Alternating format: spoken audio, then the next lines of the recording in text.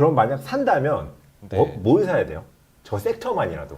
그러니까 저는 봤을 때 오히려 지금은 한국이 좋을 수 있다. 아, 그러니까 미국보다? 예. 그러니까 오. 다른 게 아니라 한국이 진짜로 경기 민감주가 비중이 많이 높아요. 그러니까는 뭐 사실 대표적으로 반도체도 민감주고 뭐 화학, 철강, 조선부터 해서 은행 뭐 금융도 그렇고 전부 민감주잖아요. 그러니까 미국은 그런 게 한 40%, 근데 우리는 한 3분의 2 정도거든요. 오. 그러니까는 경기가 최악을 지나는 것 같아라는 기대가 생기면은 항상 우리가 미국보다 저점이 빨리 나왔고 그리고 저점에서 반등 속도가 빨랐었어요. 그래서 이번에도 만약에 과거처럼 똑같이 흘러간다라고 하면 반등의 속도나 폭 자체가 우리가 미국보다 낫지 않을까 이번에. 네. 그러면은 이제 여기서 이제 나오는 게 결국 시클리컬이 일단은 주목을 받을 수 있겠다. 시클리컬이라고 하면 네, 말씀드렸던 뭐 반도체, 반도체나. 예, 그러니까는 전기전자 쪽이 거의 다 우리 그렇죠. 오히려 반대를 얘기 드리는 게 쉬울 것 같아요. 반대 쪽에 속해 있는 게 예를 들어 뭐 텔레커뮤니케이션이나 아니면은 소프트웨어, 아니면은 바이오 이렇게 좀 그리고 우리나라에는 거의 없는 섹터지만은 미국의 해외에 있는 게 부동산이나 리츠 같은 것들. 그렇죠. 그러니까 그런 것들이 안정적인 섹터고. 근데 지금은 이제 그것보다는 네, 우리는 이제 민감한 거죠. 아. 좀 좋으면은 엄청 잘 나왔다가 안 좋을 땐 적자까지 나는 그런 것들이 저희는 많으니까요. 네. 그러면 예를 들면 한국에서 그냥 대형주들 뭐 삼성전자, 뭐 현대차 뭐 이런 것들은 다 경기 민감주라고 보시는 다 거죠? 민감주예요. 예, 예. 그냥 지금 현재 대형주 몇 개만 사도 충분히 좋은 시장이다. 네, 그래서 실제 그런 움직임이 좀 보인다 싶은 게 음. 가령 뭐 외국인 투자자가 3년 연속으로 우리나라를 팔았거든요. 그 외국인 투자자 코스피에서의 비중이 거의 역사상 최저 부근까지 지금 내려와 있어요. 근데 과거에도 요거랑 비슷했던 게 2006년에서 8년 사이 3년 연속 외국이 많이 팔았거든요. 그때가 사실 조금 더 비중이 낮아요.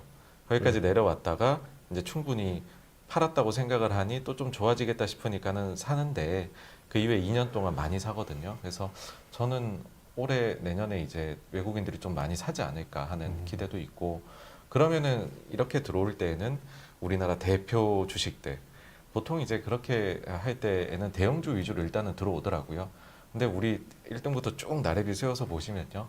그 대형주 대부분이 민감주입니다. 그게 이럴 때는 오히려 좋을 수도 있는 거구나. 예, 우리가 유일하게 빛날 수 있는 때죠. 오. 그 코로나 때도 생각을 해보시면은 쭉 빠졌었다가 그 다음에 좀 시클리컬 기업들이 이익이 좀 괜찮아질 것 같아라는 얘기가 나오자마자부터 그러니까 그때 당시에 20년 한 10월부터예요. 그때부터 21년도 한 상반기까지는 한국 시장만큼 좋은 데는 없었거든요. 근데 그러니까는 그 정도로 우리는 한번 빛날 때에는 반짝은 누구보다도 강하게 빛나고 근데 반대로 그 다음부터는 너무 속이 상한 거죠. 왜냐면 우리는 이익이 잘 나오는데 남들은 다 오를 때. 예, 근데 시클리컬은 그렇잖아요. 그죠, 이제 그죠. 적자거나 고퍼일 때 사서 저퍼일 때 팔아야 되는데 21년에 증이가 엄청 나오는데 우리는 떨어지기 시작을 해버리는 거죠. 이게 또 먼저 빠져요. 그래서 그럴 땐 되게 답답한 거죠. 예. 사야 된다라는 가장 큰 요지가 이제 역발상인데 네. 그냥 펀더멘털로 보면 지금 사실 뭐 이자율이나 경기 네. 침체, 뭐 물가 상승 뭐 이 정도가 가장 큰 키라고 보면 이 세 개도 다 괜찮을 거라고 생각하시는 거예요, 올해? 네, 저는 이제 인플레이션 볼 때 요거의 선행 데이터들이 막 몇 가지가 있거든요. 네. 가령 이제 헤드라인 CPI 같은 경우에는 ISM 제조업 지수의 그 이제 PMI의 지불 가격이라는 게 아유, 한 어렵다. 6개월을 선행을 해요. 예. 네. 그림을 보여드리면 좋은데 네. 그게 이렇게 뚝 떨어지고 있어요.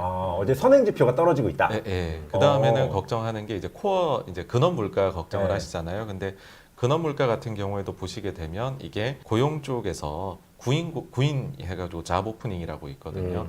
이게 또 이렇게 떨어지면 또 6개월 정도 후행을 해서 근원 물가가 떨어지는 그림이 나올 거고요. 그 다음에 또 디테일하게 더 들어가면 저는 이제 앞으로는 좀 기대를 하는 게 식품 가격도 사실 많이 올랐었거든요. 그죠. 근데 식품 가격은 뭐랑 또 연관성이 높냐면 북미 비료 가격하고 굉장히 연동이 많이 돼요. 6개월 시차를 두고. 근데 이것도 지금 뚝 떨어져 있거든요. 그래서 전방위적으로 떨어지지 않겠느냐. 네. 그러면은 인플레 걱정이 우리가 생각보다는 좀 빨리 사라질 수도 있다라고 보고 있습니다.